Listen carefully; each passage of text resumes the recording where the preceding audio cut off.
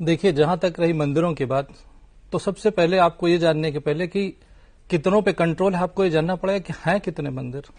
ठीक। हमारे देश में एनएसएसओ 2020 का आंकड़ा ये कहता है कि लगभग देश में 5 लाख के आसपास, 5 लाख प्लस मंदिर हैं, और उन मंदिरों में लगभग 4 लाख मंदिरों में सरकार का कंट्रोल है। 5 में से 4 लाख? 5 में से 4 लाख।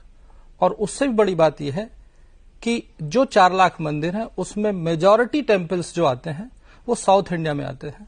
क्यों? क्योंकि नॉर्थ इंडिया के टेम्पल तो बचे ही नहीं, तोड़ दिए गए, वो तो डिमोलिश कर दिए गए। तो अगर हमें मंदिरों के भव्यता को देखना है, दिव्यता को देखना है, उसकी क्षमता को देखना है, तो आपको साउथ में जाना पड़ेगा। आप देखिए तिरुपति बालाजी का मंदिर, तिरुपति बालाजी की वजह से पूरा एक इकोसिस्टम चलता है। वहां पे जो सड़कें बनती हैं, वहां पे जो स्कूल्स हैं, वहां पे जो कॉलेजेस हैं, वो सब तिरुपति बालाजी के पैसे से चलते हैं।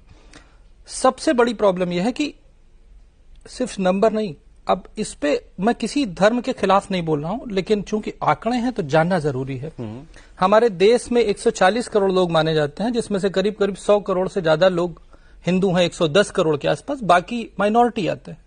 अगर हम दूसरे धर्म की बात करते हैं, जो करीब 17% के आसपास सेकंड लार्जेस्ट माइनॉरिटी मुस्लिम आते हैं, आपको पता है मस्जिद कितनी है देश में? जी, 7 लाख।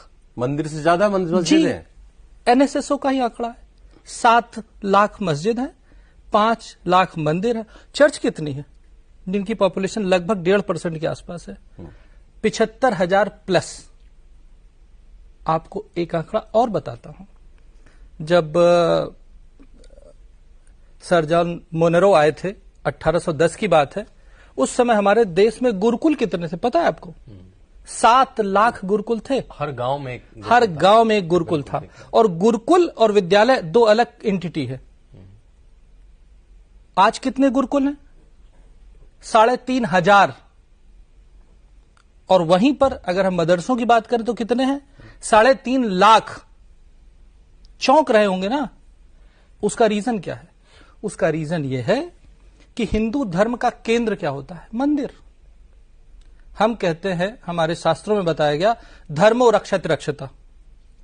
ये लाइन जिन लोगों को याद रही वो बढ़ रहे हैं। हम खुद भूल गए, पर भूले क्यों? क्योंकि मंदिर खत्म हो गए, मंदिर कम हो गए।